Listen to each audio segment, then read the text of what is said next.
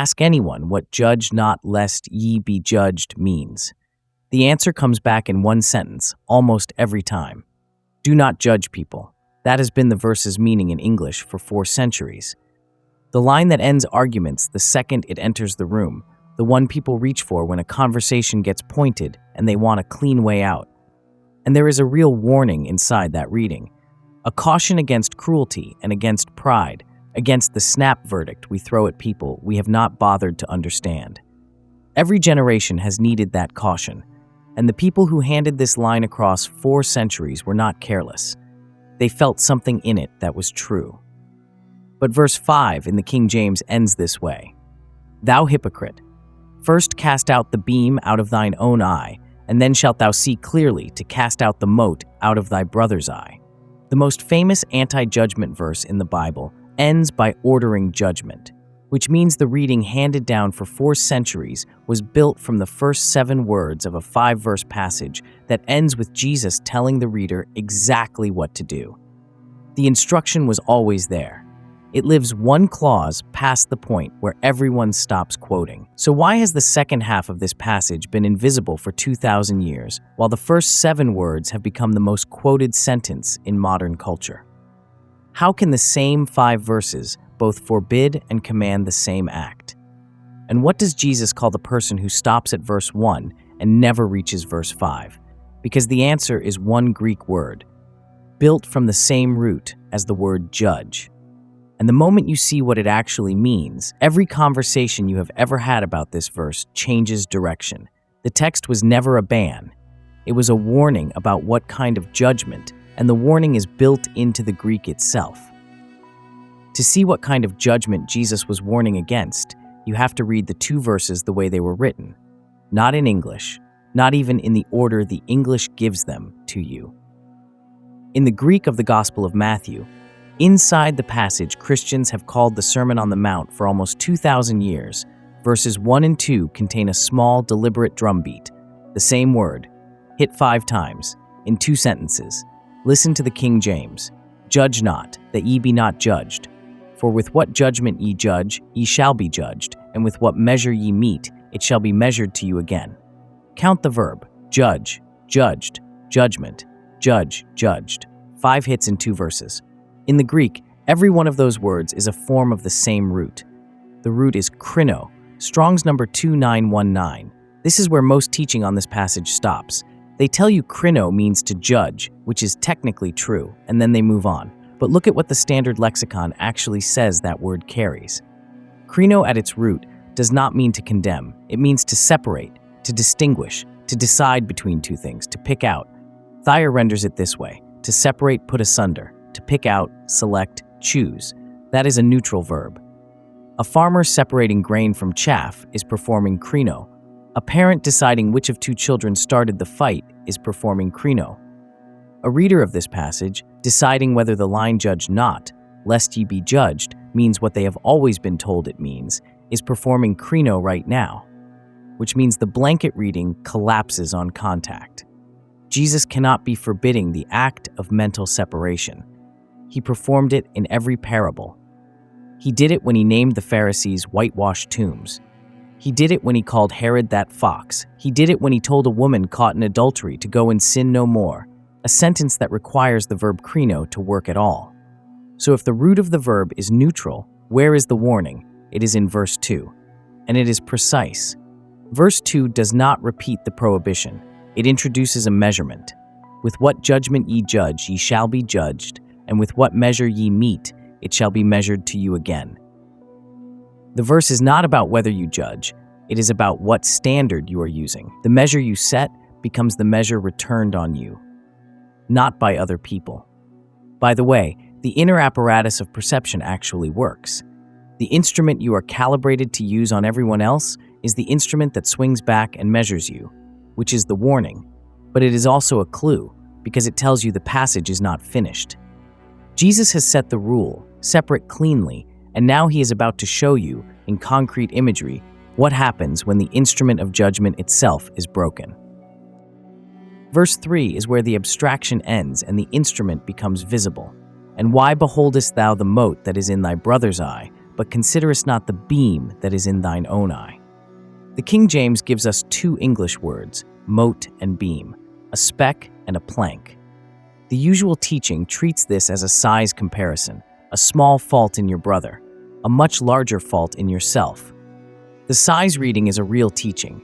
It has done real work across many lifetimes, and there is nothing about proportion that the passage is denying. But the two Greek words Jesus chose here are not just different sizes. They are different objects performing different structural jobs.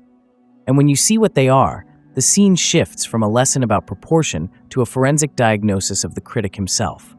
The word for mote is karphos, Strong's 2595, a dry, withered stalk, a splinter, a chip of wood, something light, brittle, that has dried out and separated from its source. The Thayer gloss is clean, a dry twig or straw. That is karphos. The word for beam is dokos, Strong's 1385, and this is where the teaching most of us were handed breaks down, because dokos is not just a big splinter. Dokos does not scale up from karphos. It is a different kind of object entirely.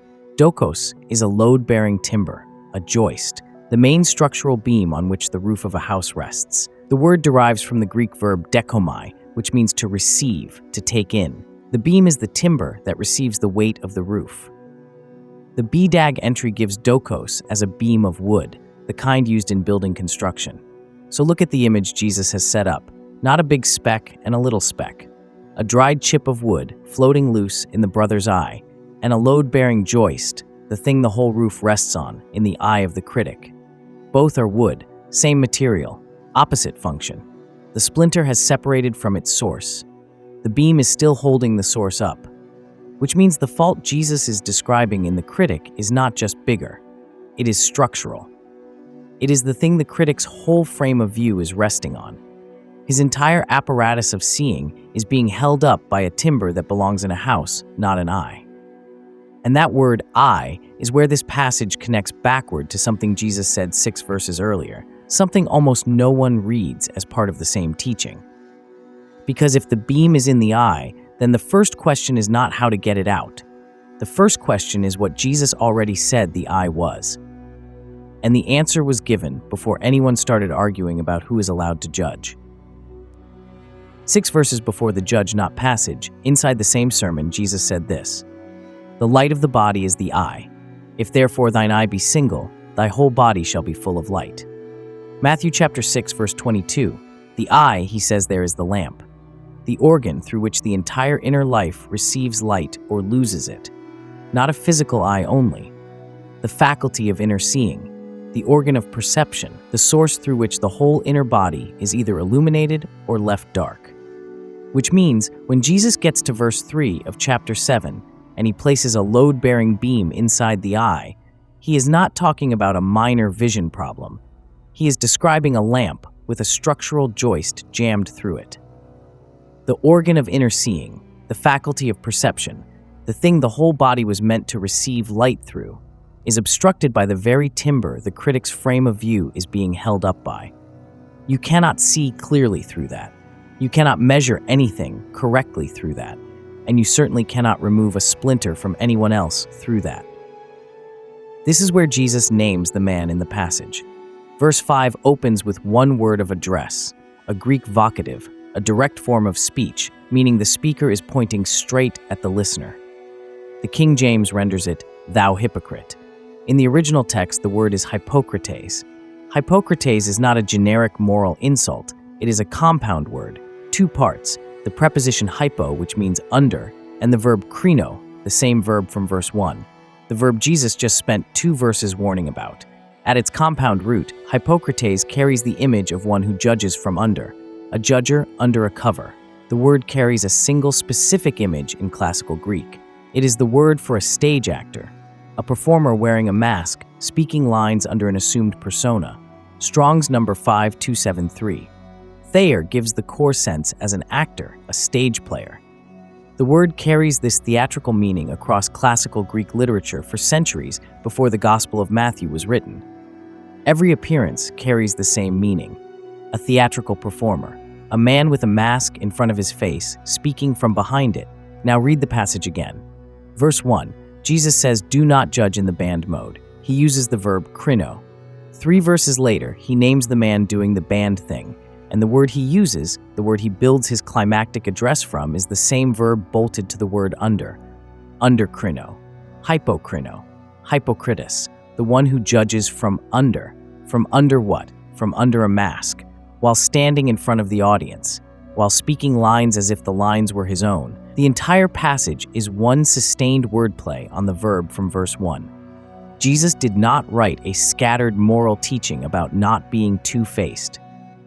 He wrote a 5-verse passage that circles a single root word, and the climactic reveal is that the person doing the forbidden thing is a performer.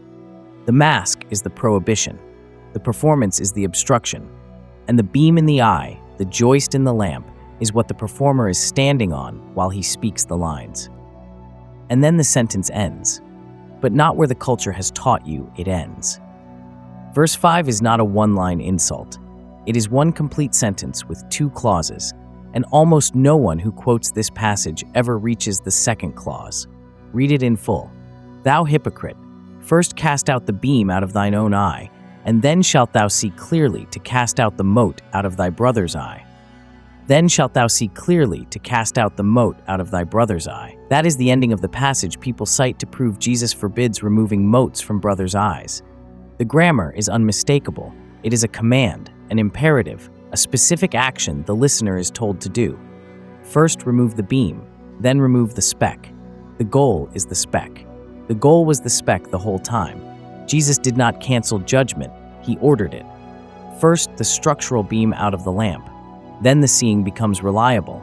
Then, and only then, the brother is helped. Discernment is not the problem. Discernment while wearing a mask is the problem. Discernment with a timber in the lamp is the problem. Pull the timber, take off the mask, then see clearly, then act. 1 verse later in the same sermon, in the same breath, Jesus says this, Give not that which is holy unto the dogs, neither cast ye your pearls before swine.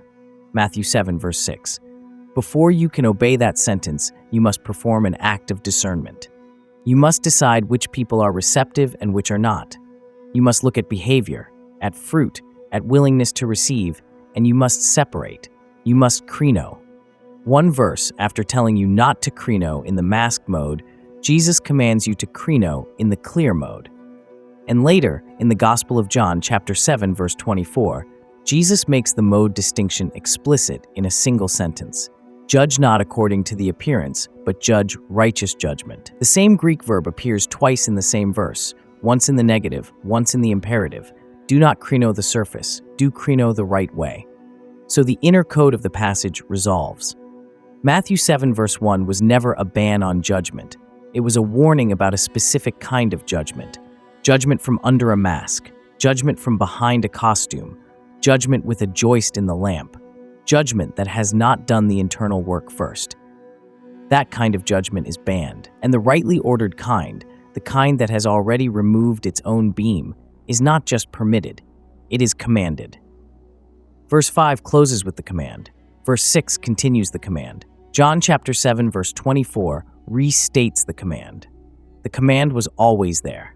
The reason you have never seen it is that no one ever reads past the 7th word.